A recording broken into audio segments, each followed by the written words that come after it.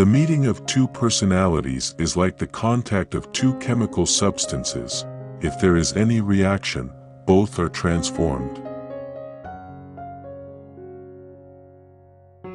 Everything that irritates us about others can lead us to an understanding of ourselves. Your visions will become clear only when you can look into your own heart. Who looks outside, dreams. Who looks inside, awakes. I am not what happened to me, I am what I choose to become. Until you make the unconscious conscious, it will direct your life and you will call it fate. Loneliness does not come from having no people about one, but from being unable to communicate the things that seem important to oneself, or from holding certain views which others find inadmissible. Knowing your own darkness is the best method for dealing with the darknesses of other people. The pendulum of the mind oscillates between sense and nonsense, not between right and wrong.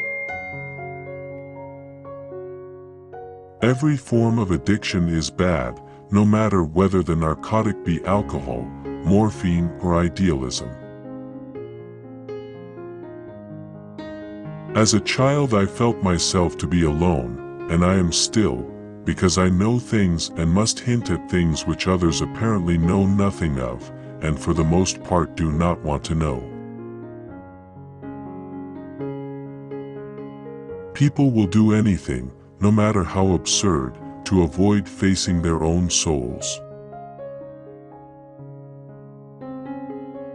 The most terrifying thing is to accept oneself completely. There's no coming to consciousness without pain. One does not become enlightened by imagining figures of light, but by making the darkness conscious.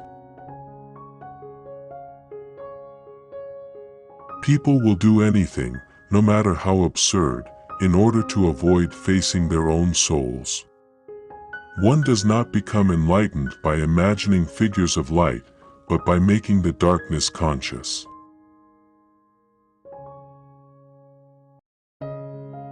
Mistakes are, after all, the foundations of truth, and if a man does not know what a thing is, it is at least an increase in knowledge if he knows what it is not.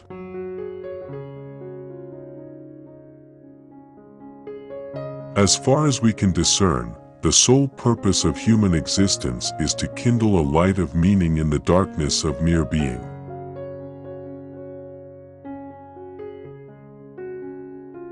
Whatever is rejected from the self appears in the world as an event. Thinking is difficult, that's why most people judge. We cannot change anything unless we accept it. Where wisdom reigns, there is no conflict between thinking and feeling. How can I be substantial if I do not cast a shadow? I must have a dark side also if I am to be whole. The greatest tragedy of the family is the unlived lives of the parents. Where love rules, there is no will to power, and where power predominates, love is lacking. The one is the shadow of the other. The shoe that fits one person pinches another. There is no recipe for living that suits all cases. Through pride we are ever deceiving ourselves. But deep down below the surface of the average conscience a still, small voice says to us, something is out of tune. The first half of life is devoted to forming a healthy ego, the second half is going inward and letting go of it. Nothing has a stronger influence psychologically on their environment and especially on their children than the unlived life of the parent. The reason for evil in the world is that people are not able to tell their stories. If there is anything that we wish to change in the child, we should first examine it and see whether it is not something that could better be changed in ourselves.